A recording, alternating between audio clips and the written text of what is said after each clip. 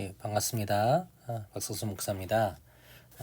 오늘은 원래 순서대로 하면 육가와 칠가를 해야 됐지만은 그 육과 칠가 내용이 고난과 부활에 대한 내용이기 때문에 2주 동안은 그 뒤에 있는 것들을 먼저 하고 고난 주간 이게 그 종려 주일과 그리고 부활 주일에 육과 칠가를 진행하도록 하겠습니다. 그래서 좀 뛰어넘어서 이 단원에 있는 잃어버린 자를 찾아오신 예수님에 대해서 먼저 우리가 보고요. 부활절 지난 다음에 또 다시 10가, 11가 이렇게 해서 쭉 진행하도록 하겠습니다. 일단 이번 주는 8과 그리고 그 다음 주는 9가를 하도록 하겠습니다.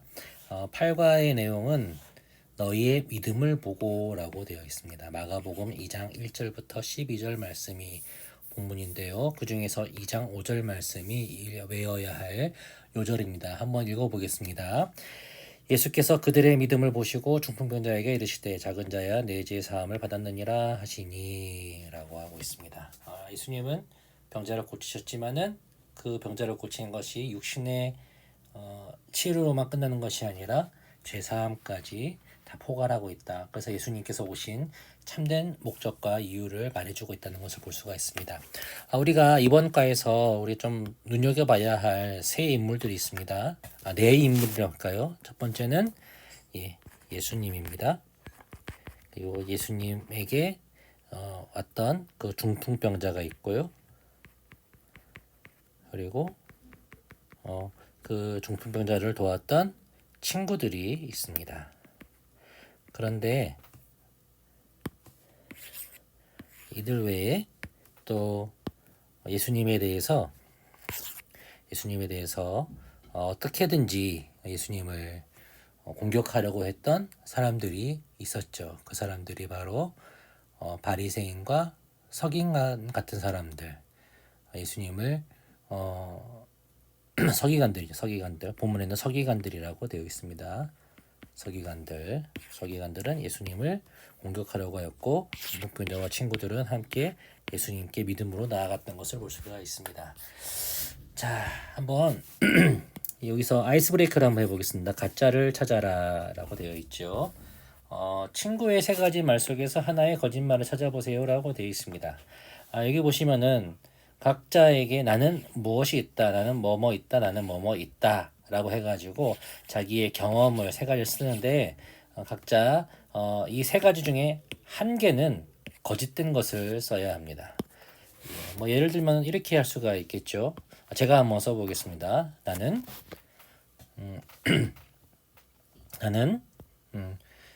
뭐 기타를 쳐본 적이 있다. 나는 탈선을 한 적이 있다.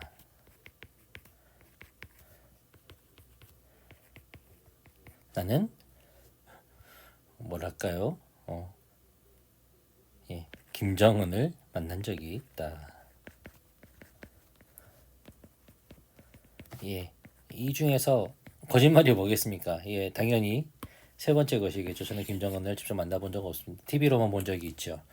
저는 뭐 기타를 쳐본 적도 있고 지금도 치고 있고 탈선을 한 적도 있고 지금도 많이 하나님의 길에서 많이 벗어나기도 합니다. 이런 식으로 각자가 적어서 돌아가면서 한 명씩 읽고 이 세 가지 중에 뭐가 거짓이다.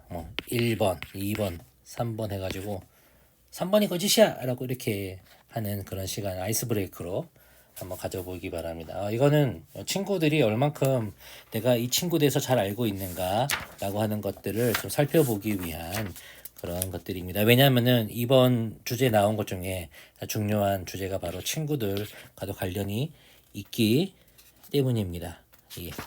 넘어가 보겠습니다.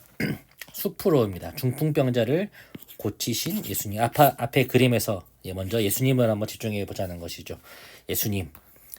예수님에 대한 그 내용 2장 1절부터 12절까지를 보시면은 제가 빨리 읽지 않고 여러분 한번 다 읽어보십시오. 말씀을 한번 읽어보시고 이것을 한번 진행해 보시기 바라고요.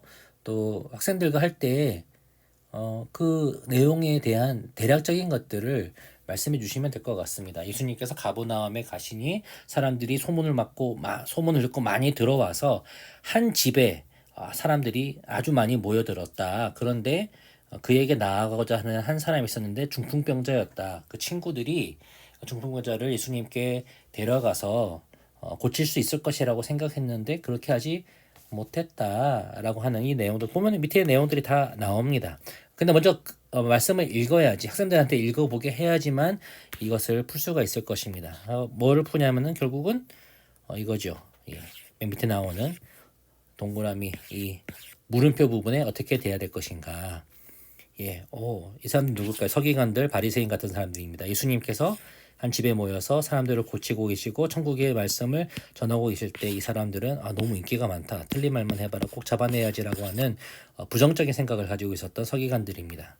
그때 이 집에 많은 사람들이 있어서 많은 사람들, 뒤에 있는 사람들이 들어가지 못하고 있을 때 이 두 명의 친구들이 나오죠. 두 명 말고 또 두 명 더 있을 건데 꼭 예수님을 만나게 해야 하는데 어떤 방법이 있을까? 예, 누구를 예수님을 만나게 한다는 것이죠. 여기 보면은 이 중풍병에 걸린 친구를 예수님께서 만나게 하기 위해서 어떻게 합니까? 그 집의 옥상 위에 올라가서 지붕을 뜯고 그 상에다가 밧줄을 메어서 내렸습니다. 예수님 앞에 내렸습니다. 그때 예수님께서 하신 말씀이 내가 제사함을 받았느니라 라고 했을 때 서기관들이 말하는데 하나님 외에 누가 죄를 용서할 수가 있냐 딱 걸렸다라고 생각했을 때 예수님께서 하신 말씀이 무엇이냐라고 하면은 어찌하여 이것을 마음에 생각하느냐 제사함을 받았느니라 하는 말과 일어나 내 상을 가지고 걸어가라 하는 말 중에 어느 것이 쉽겠느냐.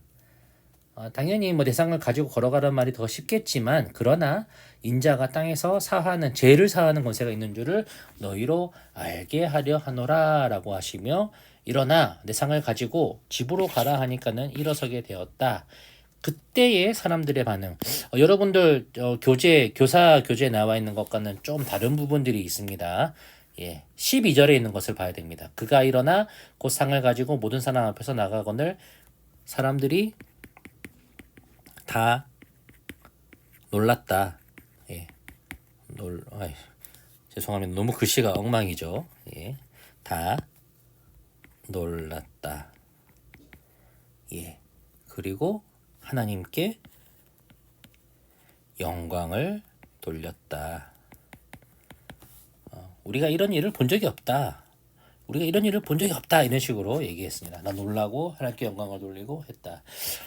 자 그러면은 여기서 또 우리가 좀 살펴봐야 할 사람이 있습니다. 예수님께 나왔던 중풍병자입니다. 중풍병자. 이 중풍병이란 어떤 병일까요? 이 병자와 주위 사람들이 겪었던 고통은 어느 정도일까요? 라고 하는 큐멘이 있는데 이것을 좀 살펴보면 좋을 것 같습니다.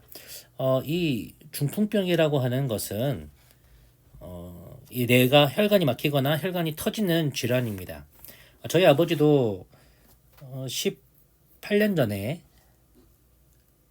20년 전이네요. 20년 전입니다. 20년이 지났습니다. 20년 전에 뇌졸중이 왔습니다. 뇌졸중이 와서 이게 어떤 증세가 있냐면 다행히도 신체 팔과 다리 움직이는 운동과 관련된 부분은 괜찮았지만은 말을 하고 또 인식하는 부분에 있어서 좀 문제가 생겼어요. 뇌의 어떤 일정 부분에 문제가 생기는데 그 부분에 어떤 부분에 혈관이 산소가 잘 공급되지 않던가 그러면은 손상이 오는데 그 부분이 어떤 것을 관장하냐에 따라서 그 부분에 지장이 생기는 거거든요. 우리 저희 아버지 같은 경우는 그런 움직이는 데서 상관이 없었지만은 말하고 또 생각하고 어떤 사물을 봤을 때 분명히 알고 있는 예를 들어서 이것을 보면 큐맨 사람 남자아이가 있구나 빨간 머리구나 라고 하는데 어떤 사람이 있다라고 하는데 빨간 머리다 빨간 장갑이다 이런 식으로 말을 못하는 거예요.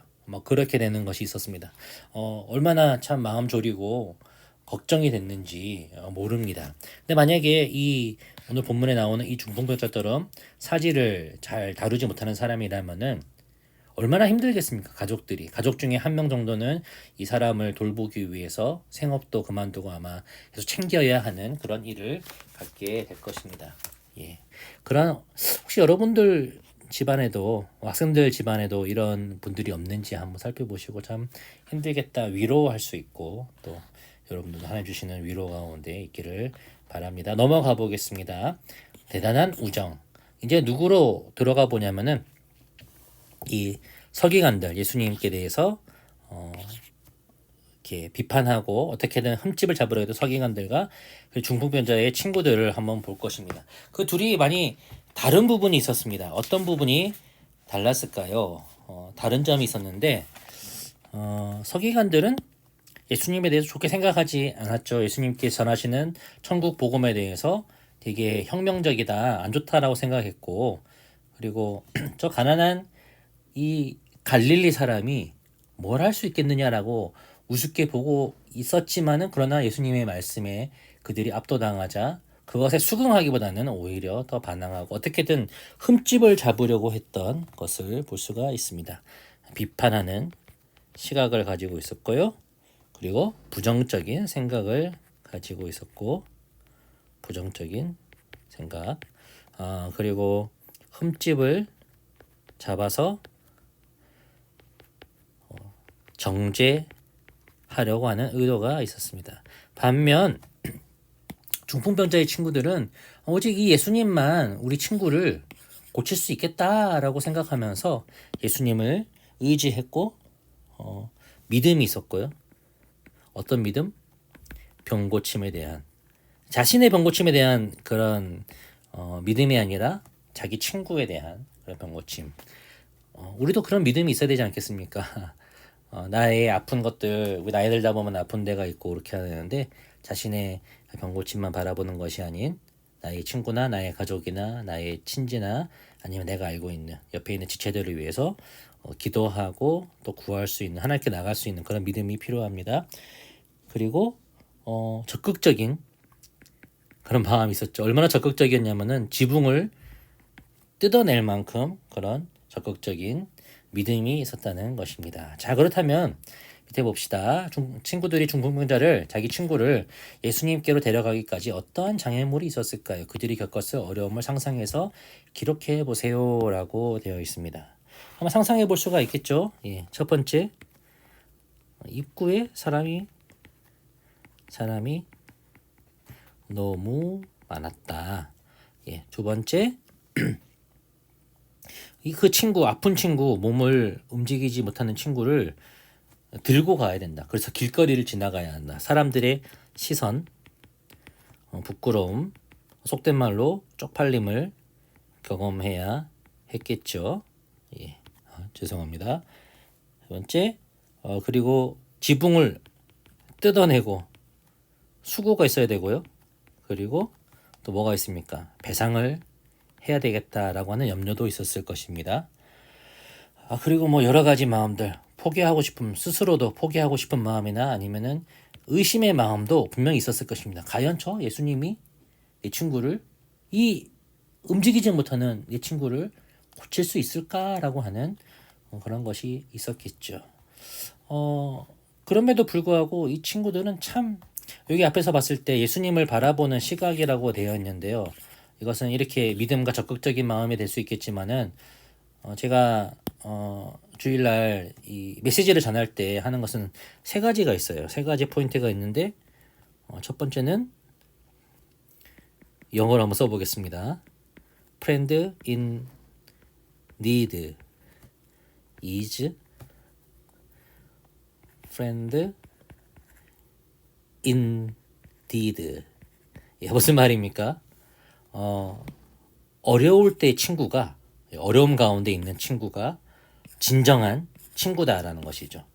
예, 어려움, 이 친구가 어렵습니다. 자기한테 아무 덕이 될 게 없어요. 중풍병자 친구가 나한테 무슨 유익이 되겠습니까? 말도 잘 못하고 움직이지 못하는데, 그러나 그 친구를 사랑하는 마음들, 그 어려움 가운데 있는 친구들을 배신하지 않는 그런 마음들이 있었던 것이죠. 두 번째, 예수님이라고 하는 그 복음을, 예수님 자체가 복음 아닙니까? 복음을, 다시 말하면 좋은 소식, 좋은 것을 나누고자 하는 마음이 있었죠. 누구와요? 이 중풍병자 친구와 나누고자 하는 마음이 있었죠. 세 번째, 예, 이 친구를 위해서, 친구에게 좋은 것을 주기 위해서, 어려운 친구를 위해서, 그 여러 밑에 보면 이 장애물들 나오지 않습니까? 이 장애물들, 어려움도 극복하는 친구였다. 극복하는 친구였다라고 하는 점. 이게 위에서 나오는 이것들은 믿음과 적극적인 마음이 있었다는 것은 예수님께 나아가고자 하는 그들의 믿음이었다라고 한다면은 이것은 어려운 친구들을 돕고자 하는 그들의 사랑, 이 사랑도 믿음 가운데서 예수님을 바라보는 것 가운데서 이 사랑과 우애가 있을 수 있다는 것, 우리 친구들에게 또 우리 스스로에게도 얻을 수 있는, 전해줄 수 있는 좋은 교훈이라고 생각합니다. 그렇다면은 예수님을 바라봅시다. 예수님께서 이 사건을 통해서 가르치고자 하는 의도는 무엇일까요? 예, 이게 중요한 겁니다. 우리 2장 10절을 보면 이렇게 나와 있습니다. 그러나 인자가 땅에서 죄를 사하는 권세가 있는 줄을 너희로 알게 하려 하노라 하시고 중풍병자에게 말씀하시되 일어나라 라고 하셨어요. 상을 가지고 걸어가라. 제 사함을 받았느니라 라고 하는 말 중에 상을 가지고 걸어가라 하는 거 쉽다. 그냥 내가 그냥 이 사람 병을 고치는 자다라고 부각시키는 것이 더 쉬울 것이지만은 그러나 너희들 서기관들이 봤을 때 분명히 반발을 초래할 수 있는 이 말을 사람들이 의심할 수 있는 이 말을 한 것은 내가 온 이유가 무엇이냐? 인자가 땅에서 죄를 사할 권세가 있다라고 하는 것을 보여주기 위해서. 예. 그리고 그것은 결국 예수님의 구속의 사역, 십자가와 부활로 이루 나아가게 되는 것이죠. 우리가 예수님을 생각할 때 나의 병을 고치시는 분, 사람들에게 부요함을 주시고 자유케 하시는 분이다라고 생각할 수가 있겠죠. 우리가 겪는 여러 가지 인생의 여러 가지 고민들을 풀어주시는 어떤 자판기처럼 생각할 수가 있겠지만 궁극적으로 그분은 우리의 죄를 사하시고 우리를 영생의 천국으로 인도하시는 구세주다라고 하는 것을 바라봐야 합니다. 이것을 보아 우리가 무엇을 알 수 있습니까? 예수님은 죄를 사하실 수 있는 권세가 있는 분이시다라고 하는 것을 알 수가 있습니다. 교훈이 참 많은 것 같습니다. 예, 친구들을 바라봤을 때 이 친구들은 믿음으로 예수님께 나아갔다. 그리고 자기 친구에 대한 사랑과 우애가 있었다. 그 예수님은 어떤 분이시다? 예수님은 죄를 사할 권세가 있으시다. 그 권세 하에서 우리를 죄 가운데 죄로 인하여서 우리에게 돌아온 여러 가지 생로 병사와 같은 인생의 여러 가지 굴레들을 주관하시고 그것을 풀어주실 수 있는 분이시다라고 하는 것을 우리가 그것을 통해서 볼 수가 있는 것입니다. 넘어가겠습니다. 예, 삶으로 믿음의 베스트 프렌드.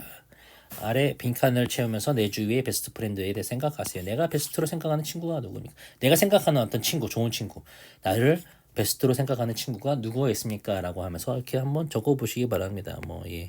김만중, 가수가 있고, 김호준, 제 친구들 이름입니다.